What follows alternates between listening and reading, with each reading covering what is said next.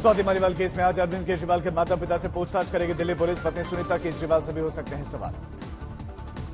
आप सूत्रों के मुताबिक सीएम केजरीवाल के माता पिता ने पुलिस को मिलने का समय दिया है सुबह 11:30 बजे। सूत्रों के मुताबिक मजिस्ट्रेट के सामने दिए मालीवाल के बयान के आधार पर केजरीवाल के माता पिता से पूछताछ। मालीवाल ने कहा है कि उस दिन केजरीवाल के माता पिता भी मौजूद थे। सीएम आवास में मारपीट के आरोपों को लेकर मुख्यमंत्री केजरीवाल ने तोड़ी चुप्पी, बोले कि मामले में हो रही है निष्पक्ष जांच, जल्द ही न्याय मिलेगा। सीएम केजरीवाल के करीबी विभव कुमार के रिमांड का आज आखिरी दिन कोर्ट में पेश करेगी पुलिस।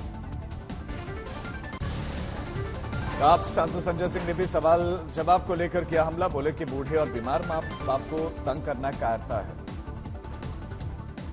मंत्री आतिश ने सीएम केजरीवाल को बताया श्रवण कुमार, बोले कि दिल्ली के श्रवण कुमार अरविंद केजरीवाल के माता पिता के साथ हो रहा है अन्याय। ये वो अरविंद केजरीवाल हैं जिन्होंने श्रवण कुमार बनके दिल्ली के हजारों बुजुर्गों को देश के अलग अलग हिस्सों में तीर्थ यात्रा करवाई। स्वाति मालीवाल का सीएम केजरीवाल पर हमला, बोले कि सीएम साहब जिनके ड्राइंग रूम में मुझे पीटा गया वो कह रहे हैं कि उन्हें इस मामले में निष्पक्ष जांच चाहिए। सीएम केजरीवाल का बड़ा बयान कि पीएम की रेस से खुद को बताया उन्होंने बाहर, बोले कि छोटी पार्टी आप केवल 22 सीटों पर लड़ रही है। चुनावी दांव पेचों के बीच में कलकत्ता हाईकोर्ट से ममता सरकार का बड़ा हमला। हाईकोर्ट ने 2010 के बाद से जारी सभी ओबीसी सर्टिफिकेट्स के रद्द।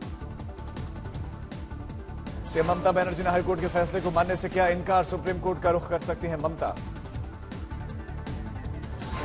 हालांकि जिन्हें भी ओबीसी प्रमाण पत्र के तहत मिली है नौकरी, उन्हें किसी भी तरह की कोई दिक्कत नहीं होगी। सीएम ममता ने इसे बीजेपी की साजिश बताया, कहा पश्चिम बंगाल सरकार की तरफ से शुरू किया गया ओबीसी आरक्षण जारी रहेगा। अदालत के आदेश पर बोली ममता बनर्जी, कहा कि घर घर सर्वे के बाद विधेयक तैयार किया गया था और इसे कैबिनेट और विधानसभा द्वारा पारित किया गया था। बंगाल में चल रहे ओबीसी कोटे के विवाद को लेकर पीएम ने ममता सरकार को घेरा, ओबीसी प्रमाण पत्र देने को बताया वोट बैंक की राजनीति। दिल्ली के द्वारका में पीएम मोदी ने अपने संबोधन में गठबंधन इंडिया पर साधा निशाना, बोले कि हाईकोर्ट का आदेश इंडी गठबंधन के तुष्टीकरण की नीति पर तमाचा। कलकत्ता हाईकोर्ट ने इस इंडी अलायंस को एक बहुत बड़ा तमाचा मारा। गृहमंत्री अमित शाह ने हाईकोर्ट के फैसले का स्वागत किया। ममता पर साधा निशाना, ओबीसी आरक्षण खत्म करना चाहती थी मुख्यमंत्री, इसीलिए मुस्लिमों को दे दिया था आरक्षण। गृहमंत्री शाह ने धर्म के आधारित आरक्षण का विरोध किया, बोले कि यह सुनिश्चित करेंगे कि हाईकोर्ट के फैसले को लागू किया जाए। चुनावी हलचल में मुस्लिम कोटे पर शुरू हुई सियासत। पीएम मोदी ने कांग्रेस पर बोला हमला, बोले कि मुसलमानों के लिए 50% कोटा कांग्रेस ने किया शुरू। दिल्ली में पीएम मोदी ने कांग्रेस को घेरा, बोले कि खान मार्केट गैंग इस बात की भागीदार, ये लोग कहते हैं कि देश के संसाधनों पर पहला हक मुस्लिमों का। पीएम मोदी ने केंद्रीय विश्वविद्यालय जामिया का जिक्र किया, बोले कि जामिया मिलिया इस्लामिया में एससी एसटी और ओबीसी कोटा को कांग्रेस ने घटाया। बस्ती में रैली के दौरान पीएम मोदी का कांग्रेस और विपक्ष पर हमला, बोले पीएम मोदी कांग्रेस एसपी पाकिस्तान के हमदर्द हैं।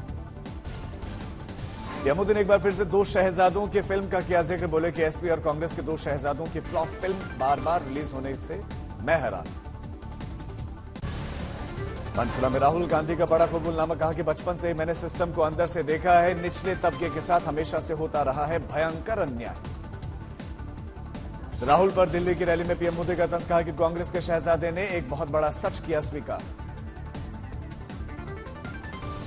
दादा ने मान लिया है कि उनकी दादी, उनके पिताजी, उनकी माताजी के समय जो सिस्टम बना वो दलितों, पिछड़ों, आदिवासियों का घोर विरोधी रहा है। पंचकुला में संविधान सम्मान सम्मेलन में राहुल गांधी हुए शामिल, कहा कि हम 50 साल पुरानी लड़ाई नहीं, हजारों साल पुरानी लड़ाई लड़ रहे हैं। हम 50 साल पुरानी लड़ाई नहीं लड़ रहे हैं, हम हजारों साल पुरानी लड़ाई लड़ रहे हैं। राहुल गांधी पर पीएम का हमला, बोले कि कांग्रेस ने एससी एसटी और ओबीसी की पीढ़ियों को बर्बाद कर दिया। दिल्ली के द्वारका में पीएम मोदी की रैली, गठबंधन इंडिया पर बोला हमला, कहा कि पुरानी भ्रष्ट पार्टियों से कट्टर भ्रष्टाचारियों का मेल होगा। यूपी के श्रावस्ती में पीएम की जनसभा, कहा कि गठबंधन में 3 भयंकर बीमारियां, सांप्रदायिकता, जातिवादी और घोर परिवारवादी। चीजें इनकी रगों में है। एक है ये इंडी गठबंधन के सारे लोग घोर सांप्रदायिक है। दूसरा, ये घोर जातिवादी है। तीसरा, ये घोर परिवारवादी है। सीएम योगी का वैन राम भक्त दिल्ली के सिंहासन पर करेगा राज और पीएम मोदी सबसे बड़े राम भक्त। चुनावी रण के बीच में आज हरियाणा में पीएम मोदी की चुनावी जनसभा, हरियाणा के बाद पंजाब में चुनावी सभा को करेंगे संबोधित। आज ओडिशा में बीजेपी अध्यक्ष जेपी नड्डा की 4 चुनावी सभाएं, सुबह करीब 11 बजे मयूरभंज में, दोपहर 1 बजे भद्रक में, 2:30 बजे जाजपुर में और शाम 4 बजे जगत सिंहपुर में रहेंगे। आज अम्बेडकर नगर दौरे पर गृह मंत्री अमित शाह वहां से बीजेपी प्रत्याशी रितेश पांडे के समर्थन में जनसभा करेंगे। राहुल गांधी की दिल्ली में कई रैली, उत्तर पूर्वी दिल्ली में आयोजित प्रेस कॉन्फ्रेंस में भी होंगे शामिल। आज हरियाणा में रोड शो में चुनावी सभा की शुरुआत करेंगे प्रियंका गांधी, लोगों से होंगे रूबरू। सारण में मतदान के बाद हिंसा मामले में आरजेडी उम्मीदवार रोहिणी आचार्य की मुश्किलें बढ़ी, एफआईआर दर्ज।